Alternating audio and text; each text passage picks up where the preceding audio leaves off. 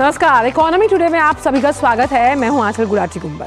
तो 4 दिन की तेजी के बाद यूएस के बाजारों में मुनाफा वसूली हावी है। बड़े आईटी स्टॉक्स में ज्यादा दबाव देखा जा रहा है।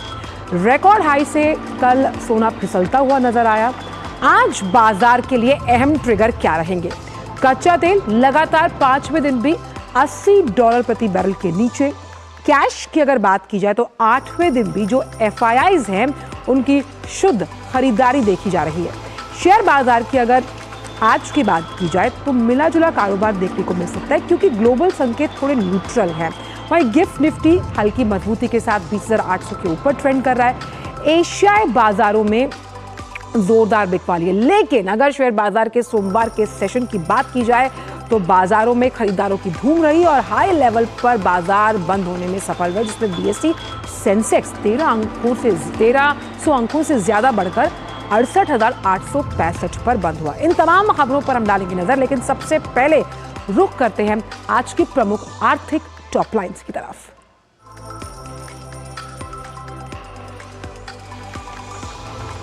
उड़ान योजना के तहत देश भर में अब 1.30 लाख यात्रियों ने हवाई यात्रा की है और साल 2030 तक देश में हवाई यात्रियों की संख्या बढ़कर कुल 42 करोड़ हो जाने का अनुमान।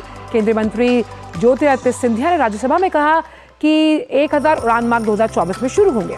वहीं वाणिज्य एवं उद्योग मंत्रालय की मदद से चलने वाले open network for digital commerce ने Google cloud India, Antler in India, Paytm, Protean और स्टार्टअप इंडिया के सहयोग से बिल्ड फॉर भारत पहल की घोषणा की।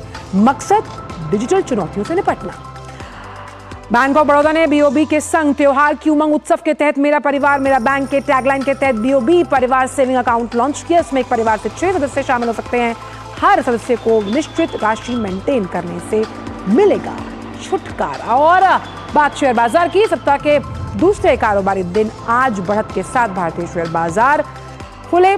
कल का जो कारोबारी सेशन था उसमें रिकॉर्ड उच्च स्तर पर बंद हुए थे सेंसेक्स और निफ्टी। तो इन तमाम जो आर्थिक टॉप लाइन्स हैं उन पर रहेगी आज हमारी नजर। और एक इन खबरों में खास तौर पर उड़ान योजना की अगर बात की जाए तो जिस तरह से रिकॉर्ड हवाई यात्राओं की गई है उस पर भी हमारी नजर है। और आइए अब रुक करते हैं कि गिफ्ट निफ्टी जो है जिसके तो शुरुआती क्यूज गिफ्ट निफ्टी के क्या हैं उस पर एक नजर डालेंगे। हमने जिस तरह से आपको बताया कि 20,000 के लेवल्स पर गिफ्ट निफ्टी कारोबार कर रहा था, अब जो सूरत हाल है वो आपके टीवी स्क्रीन पर हम साझा करें। लेवल वही है, 20,800 के दायरे में ट्रेड करता हो। इसे हम सपाट ट्रेडिंग कह सकते हैं क्योंकि जो अंतर्राष्ट्रीय क्यूज है थोड़े न्यूट्रल है, लेकिन भारतीय शेयर बाजार और जो घरेलू जो कारक है वो मजबूत नजर आ रहे हैं, जिसमें हम एमपीसी पॉलिसी की बात करेंगे आज, और साथ ही साथ जिस तरह से जो विधानसभा चुनावों के नतीजे आए उससे बम्पर रिकॉर्ड हाई लेवल पर बंद हुए थे भारतीय शेयर बाजार। एक रुख अब करते हैं कि सेंसेक्स के ओपनिंग इंडिकेटर्स क्या रहे। तो ओपनिंग जबकि सेंसेक्स की तो बेहतरीन शुरुआत के साथ ही आप देख सकते हैं कि 68,000 से ज़्यादा का लेवल है। 69,035 पर इस वक्त सेंसेक्स ट्रेड करता हुआ नजर आ रहा है।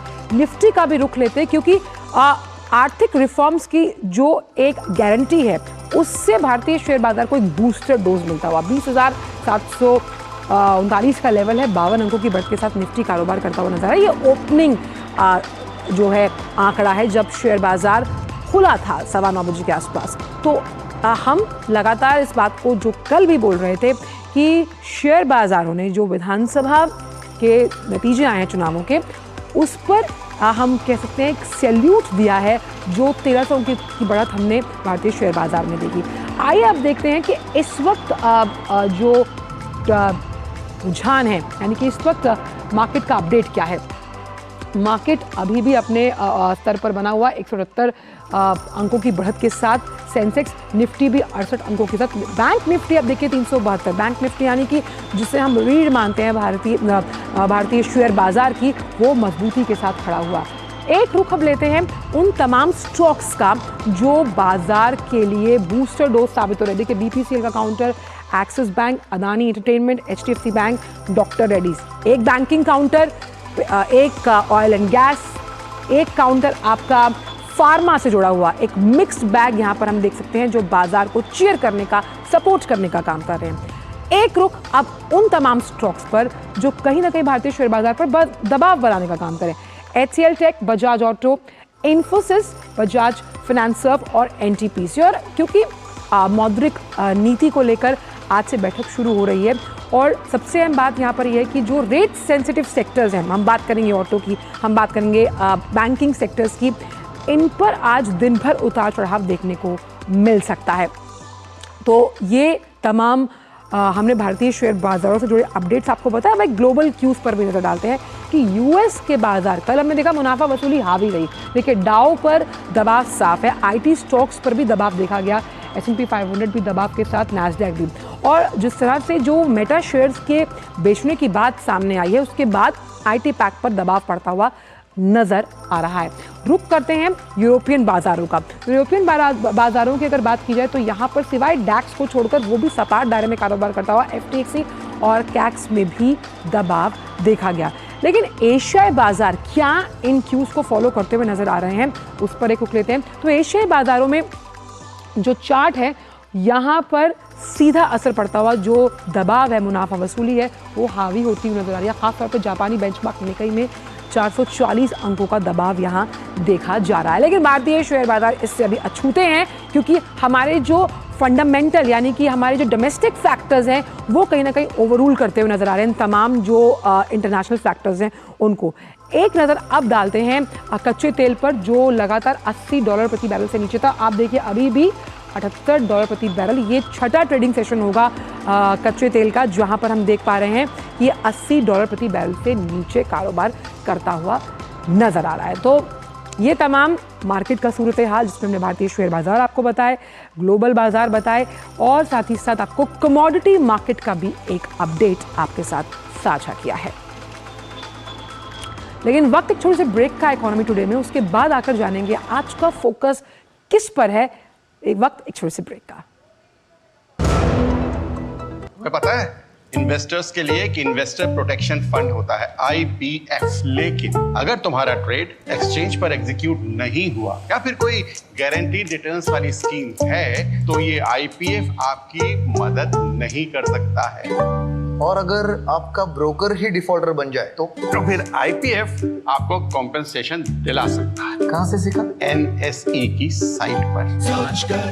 समझ कर इन्वेस्ट कर।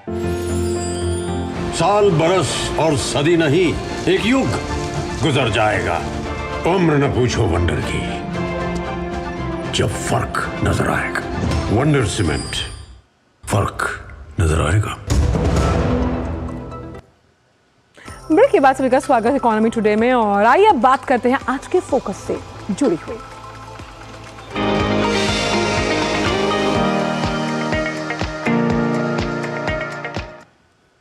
तो बात आज हम करने वाले हैं सिविल एविएशन सेक्टर को लेकर। यहां से बड़ी खबर सामने आ रही है, 100% हरित ऊर्जा पर काम कर रहे हैं 66 भारतीय हवाई अड्डे। जी हाँ, नेट जीरो कार्बन उत्सर्जन के लक्ष्य को पाने के लिए नागरिक उड्डयन मंत्रालय ने कई कदम उठाए हैं, जिसका असर अब दिखने लगा। देखिए उससे जुड़ी यह खास रिपोर्ट।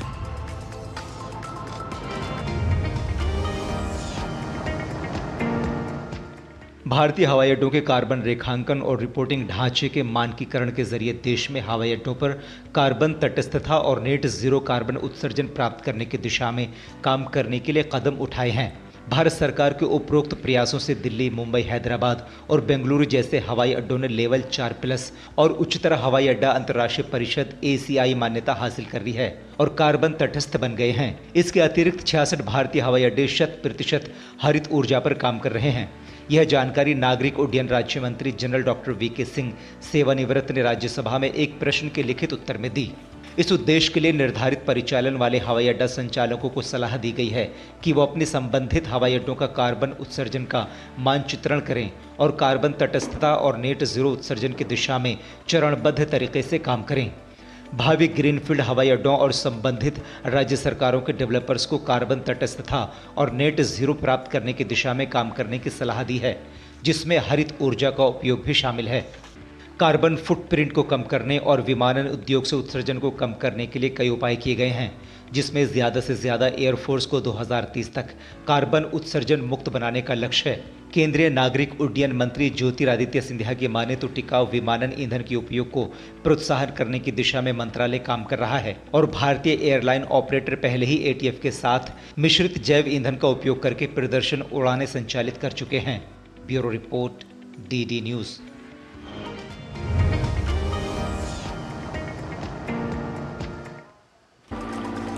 और इसी पर रहेगा हमारा आज फोकस और हमारे साथ बेहद खास मेहमान इस मुद्दे पर चर्चा करने के लिए जुड़ गए हैं। हमारे साथ जुड़े हुए हैं जितेंद्र भार्गव साहब, एविएशन एक्सपर्ट एवं कार्यकारी निदेशक, पूर्व कार्यकारी निदेशक एयर इंडिया। आपका बहुत बहुत स्वागत है सर इस खास शो पर। पहला सवाल मेरा यही है कि हमेशा से जब भी हम पर्यावरण की बात करते थे, उसके प्रति जिम्मेदारी की बात करते थे, तो नागरिक उड्डयन पर यह बहुत बड़ा दबाव होता था कि कहीं ना कहीं उसके फ्यूल से बहुत नुकसान हो रहा है। लेकिन अब जिस तरह से ये एक पैराडाइम शिफ्ट जो हम देख रहे हैं हरित ऊर्जा की तरफ, उसे आप कैसे देखते हैं आने वाले समय में? देता हूं कि एविएशन इंडस्ट्री एक काफी गिल्टी पार्टी होती है, क्योंकि जब प्लेन्स हवा में उड़ते हैं आसमान के अंदर में, तो बहुत ओजोन लेयर में जो एमिशंस होते हैं वो काफी फैलते हैं। तो आयटा ने आज से 20 साल पहले एक निर्णय लिया कि हम 2050 तक एकदम कार्बन न्यूट्रल हो जाएंगे। उसी संदर्भ में आप देखिए तो एविएशन इंडस्ट्री का ग्लोबल कैरेक्टर है। जो एक देश में होता है दूसरे देश में होना आवश्यक हो जाता है और फिर कंपटीशन होता है। तो भारत सरकार ने पिछले 10-12 साल के अंदर में बहुत सारे डिसीजन लिए हैं कि कैसे हम कार्बन न्यूट्रलिटी ला सकते हैं। एविएशन इंडस्ट्री एक होती है, प्लेन जो एयरलाइंस होती हैं वो अपने इंजन ज्यादा एफिशिएंट बनाते हैं, ये सब लेते हैं। लेकिन जो एयरपोर्ट्स है, ये एक नई चीज है कि हम लोग देख रहे हैं कि भारत सरकार ने नियम बना दिए जो कि ग्रीन हाउस प्रोटोकॉल के अनुसार हैं। बहुत सारे एयरपोर्ट्स पिछले सालों में प्राइवेट सेक्टर में बने हैं, नए एयरपोर्ट बने हैं। कॉन्शियसनेस है, लोगों में ये जागरूकता है कि हम कैसे एयरपोर्ट्स को, कैसे कार्बन एमिशन कम किया जाए, क्योंकि क्लाइमेट चेंज एक बहुत बड़ा इशू बन चुका है। तो ये बहुत बड़ा डिसीजन है, बहुत अच्छा डिसीजन है। देश के हित से देखे जाए या कस्टमर के पर्सपेक्टिव से देखे जाए, सब एक कॉन्ट्रीब्यूटरी रोल प्ले कर रहा है। तो ये एयरपोर्ट्स जो जितने बड़े मेजर एयरपोर्ट्स हैं जो कि 90% प्लस बिल्कुल पैसेंजर हैंडलिंग को डील करते हैं, वो सब इस कॉन्शियस में है। और इस जो हमारा ये होता है कि how do you become carbon neutral, उसकी ओर काफी काम स्टेप लिए चुके हैं और सक्सीड कर रहे हैं। भार्गव साहब, हमने कई बार नागरिक उड्डयन मंत्री को ये कहते हुए सुना कि भारत विमानन क्षेत्र में उल्लेखनीय प्रगति कर रहा है, जिसके असर हम साफ तौर पर देख रहे हैं। इस रिपोर्ट की भी हमने बात की और जिस तरह से उड़ान योजना को भी और उसका दायरा बढ़ाने की बात की जा रही है। ऐसे में जब हम पब्लिक प्राइवेट पार्टनरशिप की बात करते हैं, वो कितना बड़ा रोल निभा सकती है इस दायरे के और विस्तारीकरण के लिए? देखिए, पब्लिक प्राइवेट पार्टनरशिप पिछले 15 साल से शुरू हुई एयरपोर्ट्स के अंदर में। पहले सारे के सारे एयरपोर्ट अथॉरिटी ऑफ इंडिया के अधीन होते थे जी, क्योंकि एविएशन इंडस्ट्री एक मेजर ग्रोथ सेक्टर है इंडिया। आप लोग जानते हैं कि हम कैसे दुनिया की 3rd लार्जेस्ट मार्केट बनने जा रहे हैं। डोमेस्टिक सेक्टर में बन चुके हैं, इंटरनेशनल मार्केट में अभी हम थोड़ा पीछे, लेकिन हम उस दिशा में बढ़ रहे हैं। स्वाभाविक है, जबकि ज्यादा एक्टिविटीज होंगी, ज्यादा विमान चलेंगे, तो कार्बन एमिशन। तो इससे ये सीधी बात है कि गवर्नमेंट की पॉलिसीज होती हैं, उन पॉलिसी का नियंत्रण किया जाए, मॉनिटरिंग की जाए। और ये खुशी की बात यह है कि जो प्राइवेट पार्टनरशिप हुई है हमारी पब्लिक पार्टनरशिप एयरपोर्ट्स के अंदर में, और जो बड़े बड़े एयरपोर्ट हैं जैसे दिल्ली में हुआ, बैंगलोर के अंदर हुआ, हैदराबाद के अंदर में हुआ है, ये सब जगह, बंबई में है, ये सब जगह के अंदर आप देखें तो बहुत ज्यादा ट्रैफिक होता है। तो जैसे जैसे ट्रैफिक बढ़ेगा, स्वाभाविक है कि कार्बन एमिशन बढ़ेंगे। तो इसलिए ये ज्यादा जरूरी हो जाता है कि स्टेप्स हर दिशा में लिए जाए, हर स्टेज पे लिए जाए। तो खुशी की बात यह है कि हम इस सही दिशा में जा रहे हैं। भारत सरकार का रोल को नकारा नहीं जा सकता है, क्योंकि उन्होंने नियम बनाए, वो मॉनिटरिंग कर रहे हैं।